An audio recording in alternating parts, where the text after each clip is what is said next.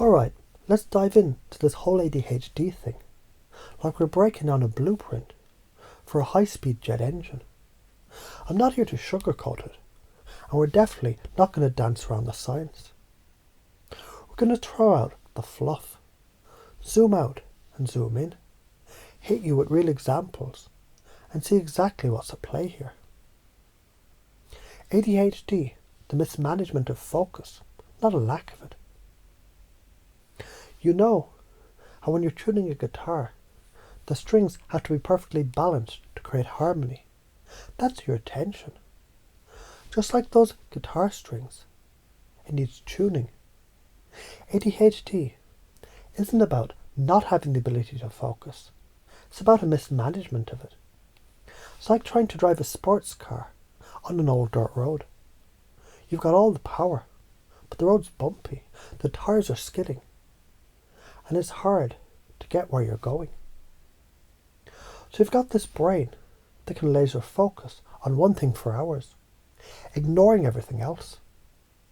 It's like zoning out for an entire Netflix binge. But instead of the TV show, it's your favourite hobby, your project, or something you're passionate about. But then, everything else, the emails, the calls, the responsibilities, they go up in smoke. Poof, gone. But hey, there's good news in this. Focus control is a skill, and you can fine-tune. You already do it when you're driving, for example. You zone out of all the distractions and concentrate on the road. Everything else becomes background noise, so you can do it. Now let's figure out how to manage that control, so it doesn't feel like the car is always running out of gas on the dirt road. ADHD doesn't end in childhood. The transition to adulthood. Here's where most people miss the memo. ADHD doesn't magically just disappear when you hit 18. It just morphs. Instead of running around the classroom with boundless energy, your mind shifts gears. But the engine is still firing too fast. Your attention span, it might no longer ping-pong between desks, but now your mind is racing 1,000,000 miles a minute.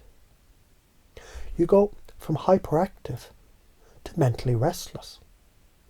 Think about it like this. When you were a kid, you were like a puppy, bounding around everywhere, barking at everything. Now you're a wolf, roaming the wild terrain of thoughts, looking for the next stimulus, the next thrill. Routine, hell no. That's like a leash. But here's the catch. You thrive when there's novelty. If you're in a creative environment with rapid feedback loops, it's like you found your natural habitat. So next time you find yourself getting lost in a video game or creative project, that's your zone. That's the environment where your brain thrives. ADHD isn't some curse, it's a toolkit with the wrong label. You're not broken. You're a big picture thinker, a risk taker, someone who's completely at ease when everything's chaotic. You're comfortable with uncertainty. In fact, you crave it. Look at entrepreneurs. The most successful ones, they often have ADHD-like traits. They're driven by risk, not terrified of it. They build things their own way, without needing rigid structure. They invent, they pivot, they thrive. But here's where it can get tricky. You might feel completely overwhelmed when you face something that's too rigid. Planning and prioritizing. That's like trying to do calculus with a jackhammer. Disorienting and frustrating. But if you break things down into manageable chunks, something interesting happens. Those same big ideas that you've been wrestling with, they suddenly become actionable. Here's the trick. The real bottleneck is executive function. That's where ADHD often trips up. It's not laziness. It's your brain's wiring running on different voltage. So what's the fix? Tools. You need tools to match your brain's wiring. Movement is focus. Don't let anyone gaslight you. Let's talk about the elephant in the room, movement. Those little fidgety habits. They aren't distractions, they're self-regulation tools. And if anyone ever told you to sit still, to keep it together, they probably weren't helping. They're trying to force you into a mould that doesn't fit you. And that causes more harm than good. Think about how a lion in a cage feels when it's not moving. It gets stressed, frustrated, and pissed off. You're the lion in this analogy. Movement keeps you in power. It doesn't distract, it amplifies focus. Imagine being told pasting during a meeting isn't allowed. That's like telling a wind turbine not to spin. It's energy being suppressed. It's not only stifling, it's damaging. So never let someone tell you that standing, fidgeting, or walking is a bad thing. It's not a disorder. It's a way of being.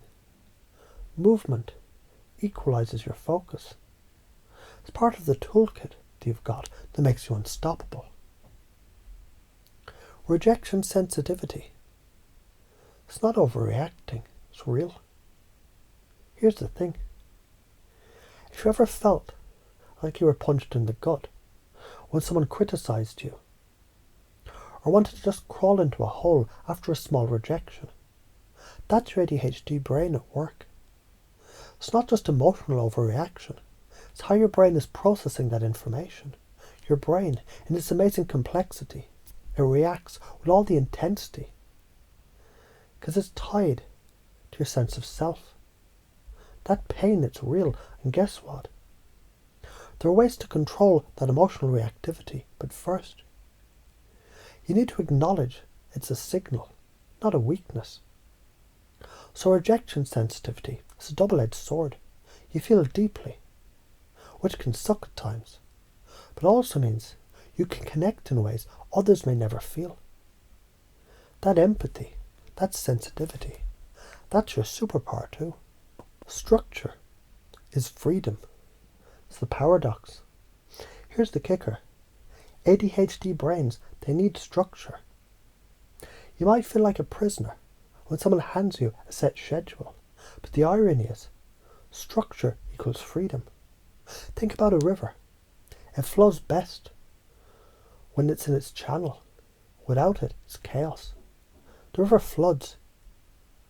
Structure doesn't limit the flow of your energy. It gives it direction. Lists, timers, alarms. These aren't chains. They're the bridge that gets you to your desired destination. So start thinking about your daily habits like a GPS system. It's not there to control you. It's there to get you where you need to go without wasting time or getting lost in distractions. You're a free spirit. But even free spirits need a map every now and then. So what happens if you don't own this?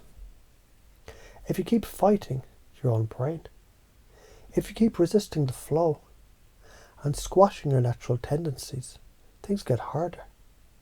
You get stuck in that place where you feel drained, like you're running on empty. You keep thinking you're broken or lazy, and that's the story that you'll live out. But if you get your hands on the right tools, manage your focus, take control of your emotions, and stop letting the world tell you who you are, you're unstoppable. You're a force. Your life will change from overwhelm to control, from frustration to flow. You won't just cope with ADHD, you'll leverage it. And that's when things get exciting.